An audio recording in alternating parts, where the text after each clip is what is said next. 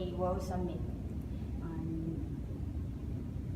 And we would like to interview you today. And this is Maja, my friend. And Oo from Thailand. Thank you. Maja from the Philippines. You're quite a celebrity for us because we've read a lot of your work. And so we are very thrilled to have you in this interview. This interview is a supplement to your chapter on culture for the practicing OD4. And our first question is, what are some of the best ways to manage culture change?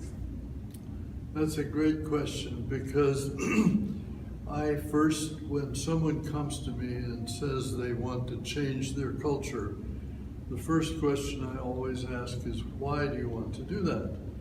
Because culture is your identity, it's all the things you've learned to be successful and how you internally organize yourself. So changing culture is often the last thing you want to do because it's also the most stable part of your organization. So the change process should be focused on some organizational problem that you have. And once you've clearly defined we need to increase our sales or we're losing too many people, once you have a clear organizational problem, then you can ask the question, will our existing culture help us make those changes, or will our culture inhibit those changes? And if you think there may be inhibiting factors in the culture, then you may want to change just those elements of the culture, but you would never change the whole culture, just as you would never change the whole personality or character of who you are and your identity. So culture change is rarely a total change. It's usually something that helps you achieve business results, and maybe there are some elements of the culture that you may want to modify to do that, but it'll only be elements of the culture, never the whole culture. Thank you, Richard. That's a good answer. And I've been in a business, a small business, we call SME business, and I observed that there is no culture there. Maybe you can advise us how to create the culture for them. Well, I would question, first of all, your assumption that there is as yet no culture there, because culture forms very, very fast. And the way in which it forms is the leader who created the organization has his or her own values and ways of doing things. And because the person who founded the organization initially has the power, he or she says, this is who we are, this is how we're going to do things. And if those work, then the employees and the other members begin to say, oh, our leader really knows what he or she is doing, they're doing it right. So we now come to believe the same things that originally were just the leader's values and beliefs. And when the employees begin to share those beliefs, that's by definition the culture.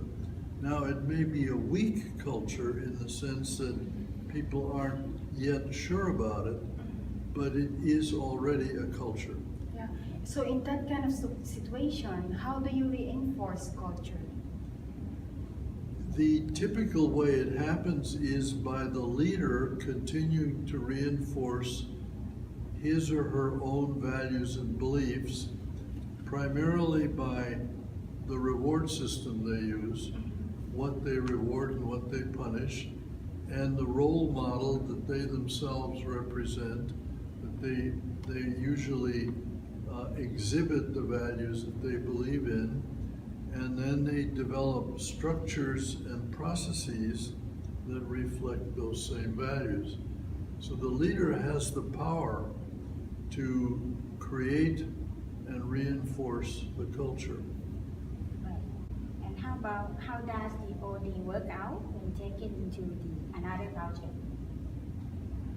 How does organization development as a practice work when you take it to another culture, that very much depends on the actual details of what kind of organization development program you're talking about. For example, in many Western OD programs, it is considered routine as part of your training to give each other face-to-face reactions. We've just done a job together, this is how I feel you did, and so on and so on.